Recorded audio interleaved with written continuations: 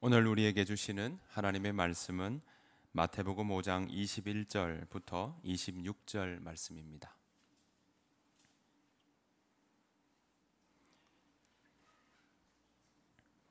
신약성경 마태복음 5장 21절부터 26절 말씀, 개역개정과 새번역으로 교독하도록 하시겠습니다. 마태복음 5장 21절 개역개정입니다.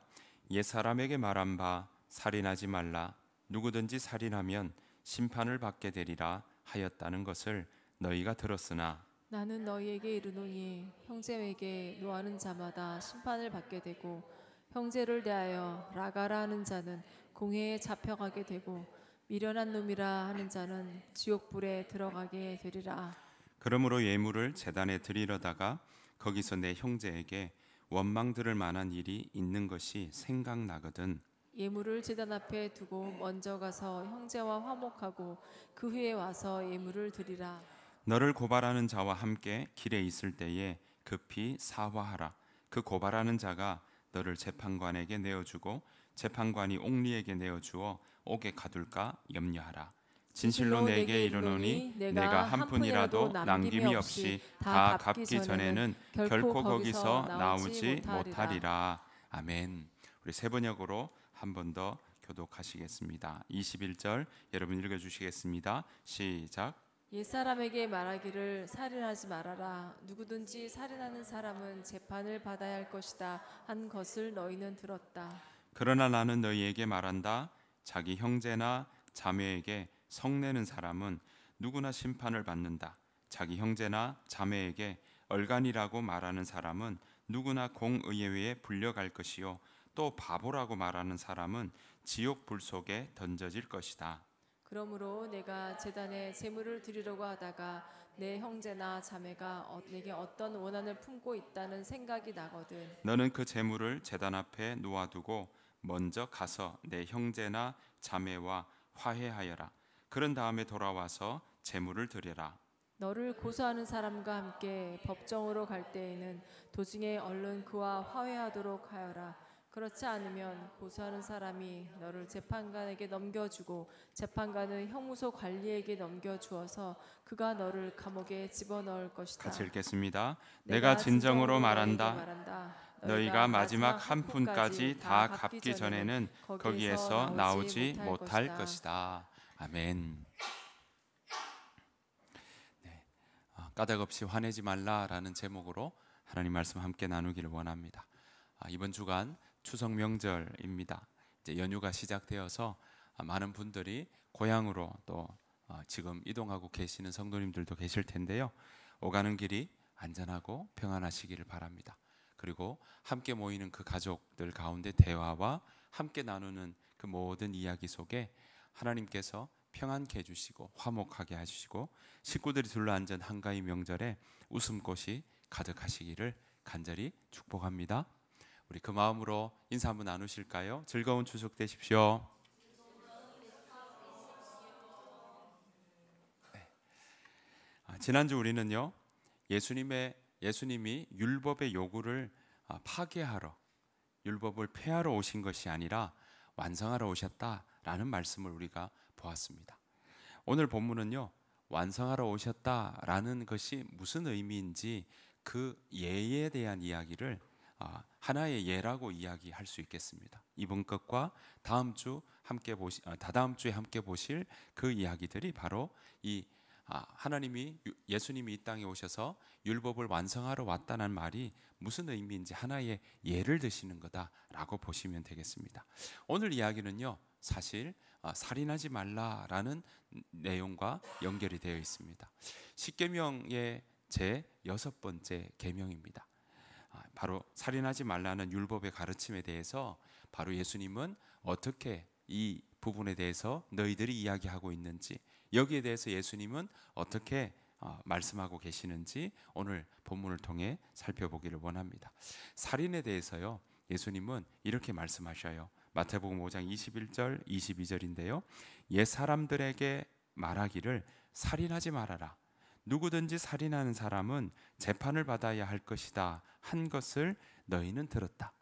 자, 21절 이 구절이 바로 서기관과 바리새인들이 하는 이야기라는 거예요. 물론 율법이 그대로 되어 있습니다. 살인하지 말라라는 6번째 계명이 나오니까요. 자, 그런데 22절 예수님이 이 부분을 완성하러 오셨다. 율법을 더 파괴한 것이 아니라 온전하게 하기 위해서 오셨다라고 하시면서 이 살인하지 말라에 대한 설명을 하십니다. 22절 같이 읽겠습니다. 시작. 그러나 나는 너희에게 말한다. 자기 형제나 자매에게 성내는 사람은 누구나 심판을 받는다. 자기 형제나 자매에게 얼간이라고 말하는 사람은 누구나 공의회에 불려갈 것이요 또 바보라고 말하는 사람은 지옥 불 속에 던져질 것이다 라고 말씀합니다. 서기관과 바리새인들은요 분명 이 십계명의 6번째 계명 살인자 살인하지 말아라 라는 부분을 말씀하는데, 오늘 보시는 것처럼 뭡니까?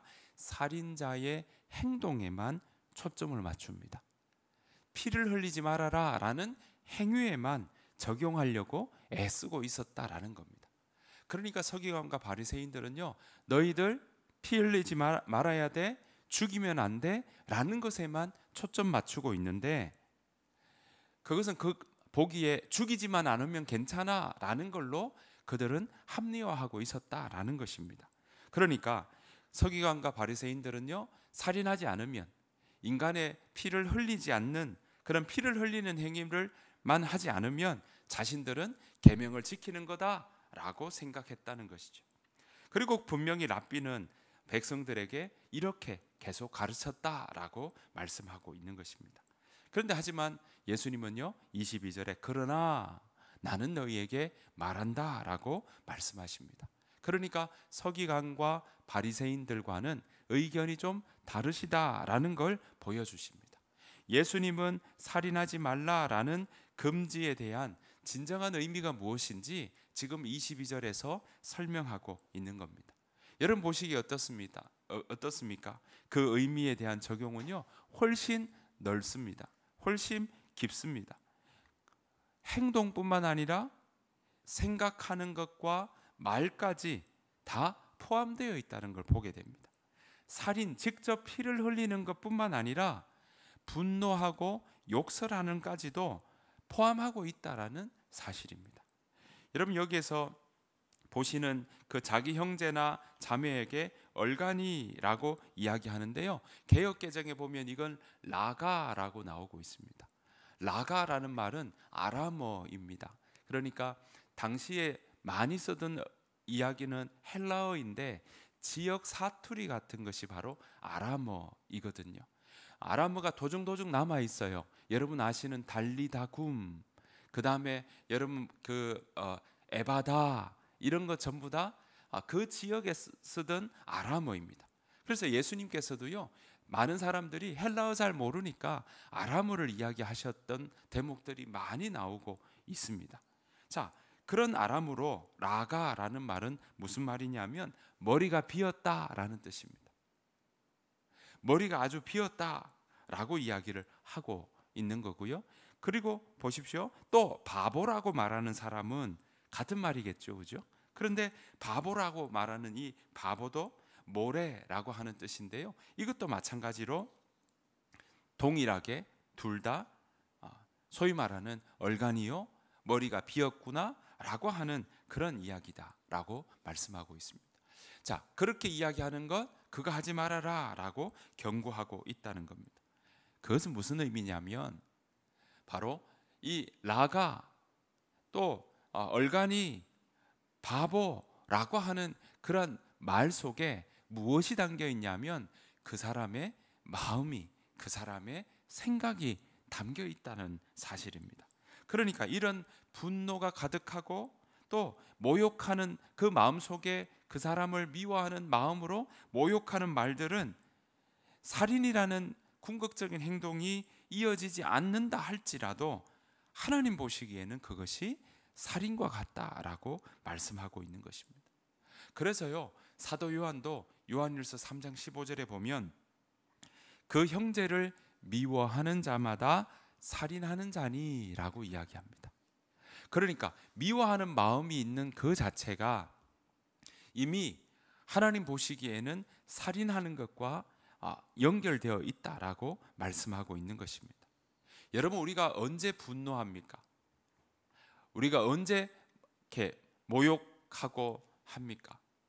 그것은요, 우리의 뜻과 우리의 방법과 우리가 생각하는 것과 방해되는 존재가 있을 때 그거 제거하고 싶고 없애고 싶고 다시 판돌리고 싶을 때 일어나는 증상입니다. 왜 분노합니까? 내 뜻과 안 맞거든요. 내 계획과 안 맞거든요. 우리가 막 모욕하는 그런 부분들도 다 보시면 내 앞에 지금 나를 넘어뜨리게 하거나 나를 방해하거나 내 계획과 안 맞거나 그럴 때 이거 없애고 싶다고 생각할 때 일어나는 모습이라는 겁니다. 그럴 때 우리는 우리의 생각, 우리의 표정, 우리의 말, 그때는 서슴없이 막 우리가 이야기할 때가 있죠. 막 이런 이야기도 합니다.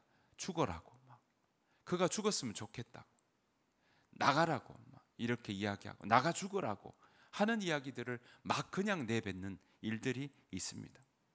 그건 어떤 의미에서 말로 하는 것 같지만 그 순간에는 그 마음에 온 마음을 담아서 거기에 힘을 실어서 이야기하는 것을 우리는 볼 수 있습니다.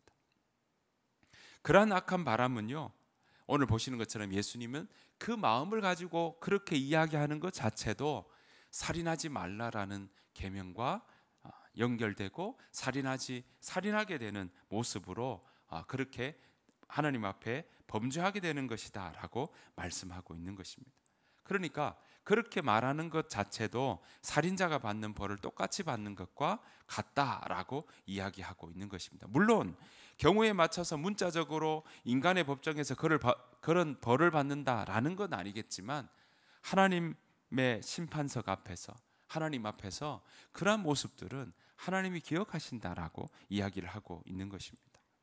사랑하는 성도 여러분, 예수님은 왜 지금 바리새인과 서기관들은요, 표면적으로 살인하지 말아라. 살인.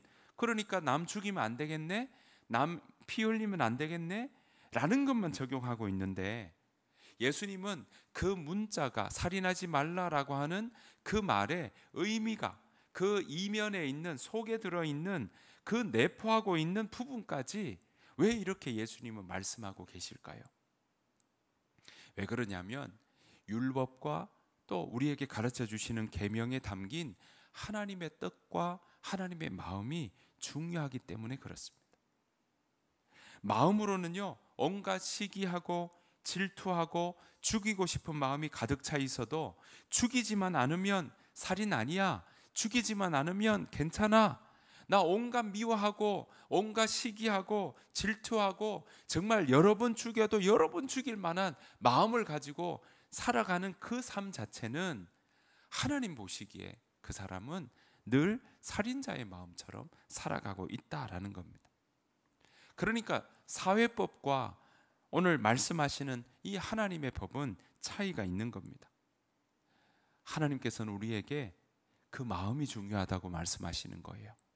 그 마음에 품은 것까지 말씀하시는 이유는요, 그 마음이 미움을 품고 있으면 하나님을 보지 못하기 때문에 그렇습니다. 그 마음에 미워하는 감정이 가득 있으면, 성내는 마음이 가득 있으면, 남 죽이고 싶은 마음이 가득 차 있으면, 분노가 가득 차 있으면 하나님과의 관계도 어그러지고 깨어지기 때문에 그렇습니다.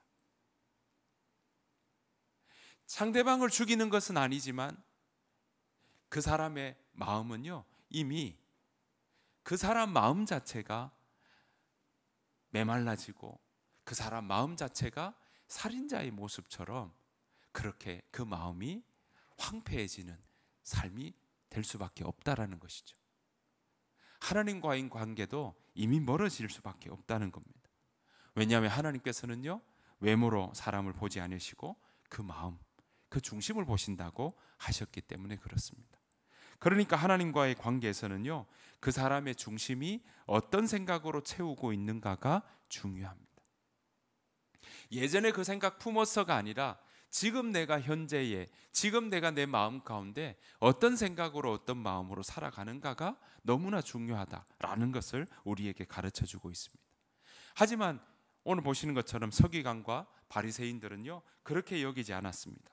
자신들은 남 죽이지만 않으면 괜찮아, 다른 사람의 피를 흘리지만 않으면 괜찮은 거야 라고 여겼던 겁니다. 그렇게 가르쳤고 그렇게 살아왔습니다. 그러니까 자신들의 마음 속에는 온갖 분노와 시기와 죽이고 싶은 마음과 미워하는 마음과 그런 것들로 가득 차 있음에도 불구하고 다른 사람들이 보기에 그렇게만 보이지 않으면 상관없다, 그러면 잘 지키는 것이다 라고 여겼던 거였죠. 표면적으로 눈에 보이는 것에만 집중했던 것입니다. 그저 형식적으로 외형적으로 율법을 지키고 있는 것을 보여주기만 하면 된다고 생각했던 겁니다. 다른 사람들은 그렇게 잘 지키고 있다고 여겼겠죠. 하지만 그들은 그 속에는요, 회칠한 무덤처럼, 그 속은 정말 화가 임해도 아주 많이 임하고 끝까지 임하고 정말 거기에는 희망이 보이지 않을 정도로 화가 있는 그런 삶을 살아감에도 불구하고 그들은 겉으로만 율법을 지키고 속이 변화되지 않는 상황에서 자기가 그래도 옳다고 여기고 있던 겁니다. 변화의 여지가 안 보이는 거죠. 계속 이야기를 해도, 예수님께서 계속 지적을 하셔도, 계속 화를 내시면서 거기에 대해서 고치라고 이야기를 하지만 그들은 여전히 옳다고 여겼던 겁니다. 오히려 거기에서 더 나아가서 자기네들처럼 율법을 지키지 않는 사람들을 찾아다니면서 오히려 공격하고 심판하는 것으로 자기가 맞다고 증명했던 사람들이 바로 바리새인과 서기관들이었습니다. 그래서 예수님은 회칠한 무덤이라고 얘기했고요, 그래서 예수님은 외식하는 사람들이라고 이야기를 했던 겁니다. 표리가 부동했던 거죠. 겉과 속이 달랐던 겁니다. 그래서 그 예수님께서는요, 그들에게 화가 있다라고 말씀하셨고요. 여러분, 이런 모습들은 그냥 예수님이 그저 예수님 때에만 말씀하신 것이 아니었습니다. 구약에서부터 그들의 마음이 하나님께로 향하지 않은 것을 보시고 하나님 여러 번 지적하셨습니다. 여러분, 예레미야에서도요 보시면 이렇게 지적하고 있어요. 예레미야 7장 3절 4절입니다. 나 만군의 주 이스라엘의 하나님이 말한다. 너희의 모든 생활과 행실을 고쳐라. 그러면 내가 이곳에서 너희와 함께 머물러 살겠다. 이것이 주님의 성전이다, 주님의 성전이다, 주님의 성전이다 하고 속이는 말을 너희는 의지하지 말라. 무엇입니까? 무슨 뜻입니까? 그들은 성전에 왔다 이거예요. 이것이 주님의 성전이라는 거예요. 이것이 주님의 성전이니까 우리가 여기에서 와서 제사 드리고 하나님 앞에 예물 드리고 하나님 앞에 그렇게 나아가면 하나님 은혜가 크시니까, 자비가 많으시니까 우리를 다 그냥 사해 주실 것이다. 성전에만 있으면 우리는 괜찮은 거야 라고 생각했던 거죠. 근데 그들은 실제로 그들의 생활과 행실은요 전혀 달랐던 모습을 살아갔던 겁니다. 그래서 예레미야를 통해 하나님 말씀하십니다. 너희의 모든 생활과 행실을 고쳐라 라고 말씀하고 있는 겁니다. 여러분, 이스라엘 백성들이 어떤 모습이신지 너희의 행실과 그리고 생활을 고쳐라고 하시면서 아주 구체적으로 예레미야를 통해 말씀하십니다. 예레미야 7장 9절에서 10절 말씀입니다. 같이 한번 읽어보실까요? 시작. 너희는 모두 도둑질하고 사람을 죽이고 음행을 하고 거짓으로 맹세를 하고 바알에게 분향을 하고 너희가 알지 못하는 다른 신들을 섬긴다. 너희는 이처럼 내가 미워하는 일만 저지르고서도 내 이름으로 불리는 이 성전으로 들어와서 내 앞에 서서 우리는 안전하다 하고 말한다. 너희는 그런 역겨운 모든 일을 또 되풀이하고 싶어서 그렇게 말한다. 이것이 주님의 성전입니다. 주님의 성전입니다. 주님의 성전입니다 라고 이야기하고 있다는 겁니다. 하나님 보시기에 그들의 마음은요 도둑질하고 있다는 거예요. 사람을 죽이고 있다는 거예요. 음행하고 있다는 거고요. 거짓으로 맹세하고 있고 바알에게 하나님을 섬기는 게 아니라 바알에게 분향하고 알지 못하는 다른 신들도 섬기면서 내가 그냥 잘 되면 다 괜찮은 거야 라고 생각한다는 거죠. 그러면서 보십시오. 우리는 안전하다. 내가 여기 와 있으니까 안전하다고 이야기하고 있다는 겁니다. 마음에는 변화가 없는 거예요. 그 마음이 변화가 있는 게 아니라 그저 겉으로만 보이면 된다고 생각하는 모습들이 있었던 겁니다. 겉으로 치장만 하고 그 마음의 중심에, 마음 생각에 하나님의 마음을, 하나님의 뜻을, 하나님의 생각을 받아들이려고 하는 것이 아니라 그저 보이는 것에만 그들은 집중했던 겁니다. 하나님의 거룩하심, 하나님의 생명, 하나님의 진리, 하나님의 은혜와 자비로 인도함 받는 모습, 그걸 따라가려고 하는 마음들은 전혀 보이지 않았던 것이죠. 여러분, 예수님은 지금 이 땅에서 소금과 빛으로 살아가는 이야기, 너희는 세상의 소금이다, 너희는 세상의 빛이라 이야기하시고 난 다음에 율법을 완전하게 하러 오셨다. 그래서 그 율법을 완전하게 하는 것이 무엇인지 구체적으로 가르쳐 주시고자 지금 첫 번째 십계명의 6번째 계명, 살인하지 말라라는 그 살인하지 말라의 진정한 의미를 말씀하고 있는 겁니다. 그 말은요, 빛으로 살아가고 소금으로 살아가는 문제는요, 바로 지금 보이는 바리새인들과 서기관들의 모습과는 다른 모습이어야 한다는 겁니다. 서기관과 바리새인들이 이렇게 이야기하고 서기관과 바리새인들이 살인하지 말라고 이야기하는 그 의의를 넘어서야 된다고 말씀하고 있는 것입니다. 여러분, 그 마음 중심으로 하나님을 믿는 사람들은요, 먼저 자신을 사랑하는 사람들입니다. 자신을 아끼는 사람들입니다. 자신을 소중히 여기는 사람들은 하나님을 사랑하기에, 하나님이 나를 사랑하셨다는 걸 기억하기에 자신을 함부로 대하지 않습니다. 자기를 사랑하는 그 마음도 그 가운데 소중하게 있는 것이죠. 올바르게 하나님을 사랑한다면 자신을 진정으로 사랑하는 모습도 그 가운데 담겨 있는 것이죠.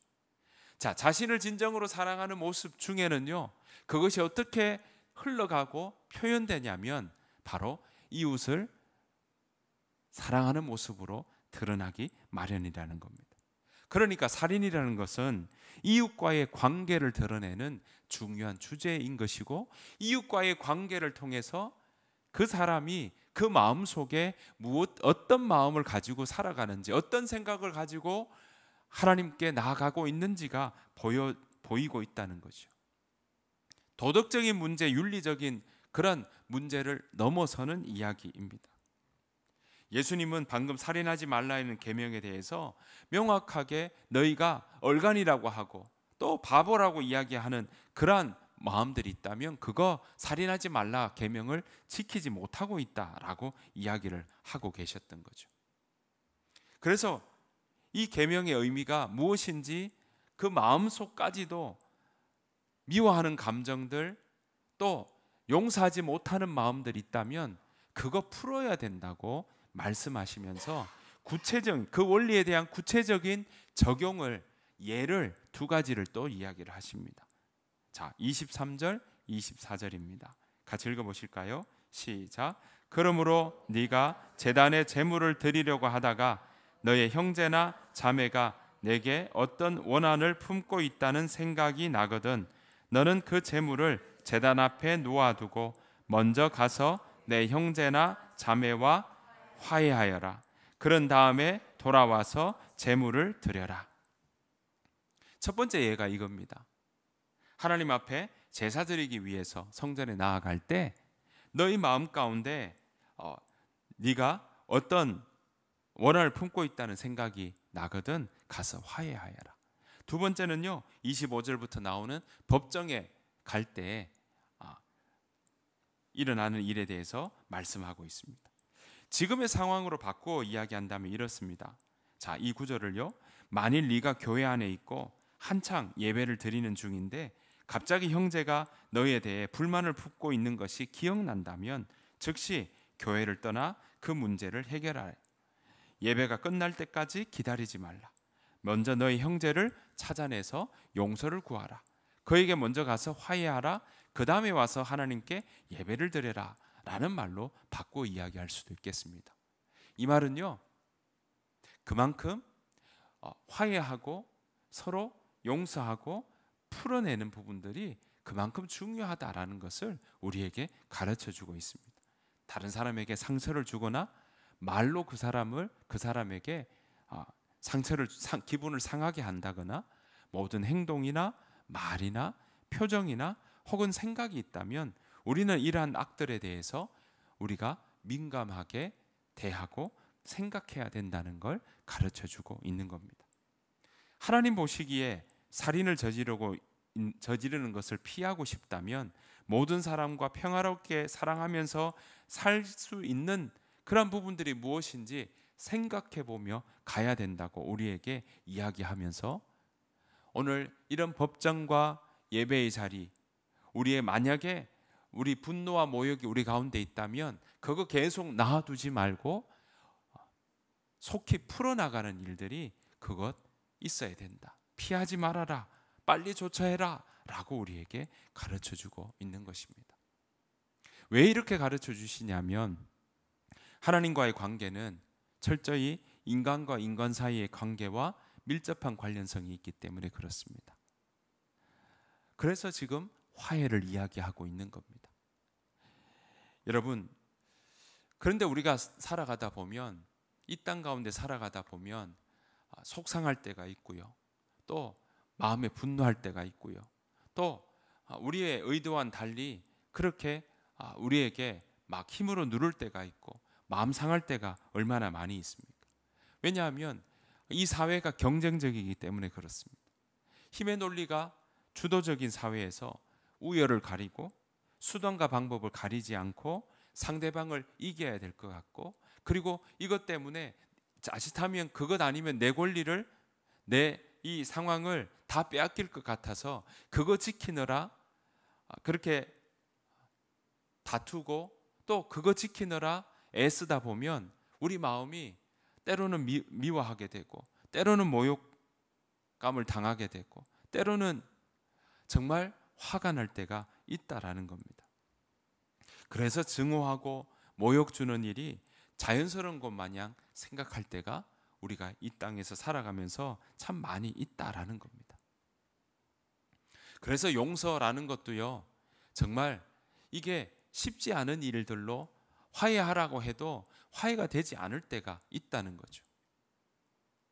감정이 그렇게 되지 않아서 그 용서하지 못할 때도 우리 가운데 있더라라는 겁니다. 그런데 오늘 예수님은 여전히 우리에게 너 그 마음 가운데 미워하는 감정이 여전히 남아 있다면, 그 마음 가운데 증오하는 마음이 여전히 그 마음 가운데 씨앗처럼 있다면, 그것이 계속 우리 마음에서 자꾸 자라는 마음이 있다면 그거 버려라고 우리에게 말씀하고 있는 것입니다. 여러분, 그런데 그런 이 간극을 어떻게 하면 좋을까요? 여러분, 예수님께서는 우리에게 이 말씀을 하시면서 우리에게 기도 하나를 가르쳐 주셨죠. 우리 마음이, 우리 중심이 까닭없이 화내지 않고 어떻게 살아갈 수 있을지 오늘 우리에게 기도를 통해서 우리에게 가르쳐 주셨습니다. 주기도문에 보면 이런 기도의 내용이 나옵니다. 마태복음 6장 12절입니다. 같이 읽겠습니다. 우리에게 잘못한 사람을 용서해 준 것처럼 우리의 죄를 용서해 주소서. 쉬운 성경 버전입니다. 우리에게 잘못한 사람을 용서해 준 것처럼 우리의 죄를 용서해 주소서. 자, 앞에 뭐라고 합니까? 우리의 죄를 용서해 달라고 하면서 예수님이 우리에게 기도를 가르쳐 주시면서 앞부분에 하는 이야기가 우리에게 잘못한 사람을 우리가 용서해 준 것처럼이 여기에 있습니다. 여러분, 우리 속에 이것이 예수님이 우리에게 가르쳐 주시는 이야기입니다. 이거 풀으라고 이야기합니다. 우리 가운데 용서하지 못하는 마음이 있다면, 화해하지 못하는 마음이 있다면 그거 풀으라고 이야기합니다. 물론 우리의 감정이 용서까지 못 가는 감정들이 있을 수 있습니다. 미워하는 마음들이 그대로 있을 때가 있습니다. 여러분 기억하십시오. 용서는요, 감정이 아니라 결단하는 겁니다. 용서는 감정이 아니라 결단입니다. 내가 용서해야지 라는 마음으로 결단할 때 그것이 풀어지는 마음들이 그 가운데 일어나는 겁니다. 여러분, 제가 결혼 특강을 할 때가 있고요, 또 결혼하는 이 커플과 함께 나눌 때 첫 번째 하는 중요한 이야기 중에 하나가 이겁니다. 연애 때는 어떻게 사랑할까를 고민한다면 결혼할 때는 어떻게 잘 싸울까를 고민하라고 이야기를 합니다. 왜냐하면 결혼하고 난 다음에는 서로의 가정과 서로의 환경과 서로의 자라왔던 그런 과정들이, 이야기들이 다르기 때문에 서로가 다르거든요. 다르다 보면 그것이 마치 틀린 것처럼 보이게 되고, 또 의견도 이것은 옳다 그르다의 문제가 아니라 좋다 나쁘다의 문제 가지고 서로 티격태격할 때가 있다는 거죠. 근데 그걸 잘 풀지 못하면 그게 자꾸 마음에 남는 거예요. 사랑은 향수 같아요. 뿌리고 나면 한동안은 오래 지속되니까 너무 기분이 좋아요. 그런데 그것은 곧 날아갑니다. 길지 않아요. 하지만 미워하는 마음, 아쉬워하는 감정, 서운한 감정, 그리고 그 마음 가운데 괜스레 성내는 마음들, 그것은요 먼지 같습니다. 향수도 먼지도 눈에 보이지는 않습니다. 하지만 사랑하는 감정은 계속 날아가니까, 그래서 우리는 계속 사랑한다는 이야기들을, 사랑한다는 표현들을 우리가 어떻게 해서든 하는 것이 바로 결혼한 부부에게 분명히 필요한 이야기입니다. 연애하는 사람들에게도 분명히 필요합니다. 그건 한 번 했다고 평생 가는 것이 아닙니다. 하지만 미워하는 감정, 서운해하는 감정, 시기하는 감정, 증오하는 그러한 마음속의 모습들은요 먼지와도 같아서 눈에 보이지 않는 것 같지만 그것은요 우리 마음에 가만히 두면 계속 쌓입니다. 그러다가 여러분 아시죠? 불나고 화재 날 때, 특별히 시장 같은 데서 화재 났다고 할 때 보면 먼지가 쌓여서 그것이 어느 순간 거기에 스파크가 일어나고 불이 났다고 하는 모습들을 보게 됩니다. 그렇습니다. 미워하는 감정들, 시기하는 마음들, 서운한 그런 마음속에 감정이 우리 가운데 계속 쌓여 있으면 그것은요 다른 사람을 살인한 것도 이지만 내 마음도 다 태워버리고 만다라는 것입니다. 사랑하는 성도 여러분, 그래서 오늘 예수님은 우리에게 말씀하십니다. 우리 마음에 미워하는 감정들, 서운해하는 마음들, 까닭 없이 화내는 마음들, 그거 내려놓아라고 이야기합니다. 그건 단순히 다른 사람을 위한 것이 아니라 먼저 나를 위하는 것입니다. 용서는요 어쩌면 타인을 위해 하는 행동이 아닙니다. 나 자신을 위한 부분일 수 있다라는 사실입니다.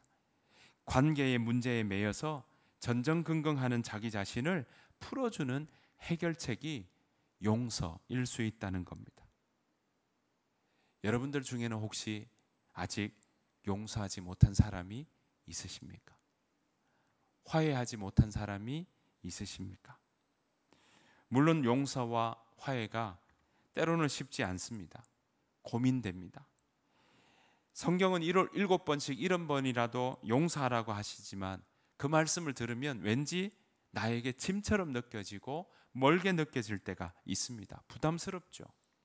하지만 여전히 예수님은요 우리에게 까닭 없이 화내지 말고 우리 마음으로 털어내고 용서하고 결단해서 화해하는 자리까지 가라고 말씀하십니다. 부부 안에서도 먼지같이 쌓여지는 거 그거 털어내고 마음을 이야기하고 감정을 털어내고 그렇게 결단하고 화해하는 일들이 일어나야 된다고 말씀하고 있는 것입니다. 여러분, 우리 마음속에 미움을 드러내십시다. 우리 마음속에 품고 있는 칼이 있다면 그 칼 내려놓으시라고 오늘 예수님은 우리에게 말씀하고 있는 것입니다. 여러분, 여기에 우리는 때로는 부족할 때 있어요. 여러분, 이것에 우리는 약할 때가 있습니다. 이거 내 것으로 키우는 데는요, 시간이 걸립니다. 시간이 필요합니다. 우리는 어린아이와 같을 때가 있기 때문에 그렇습니다. 우리 많은 성품 가운데 이런 모습들 다 성인이라고 해서 우리 마음들이 다 성인 같지 않을 때가 있다는 거죠. 때로는 우리가 약할 때가 있습니다.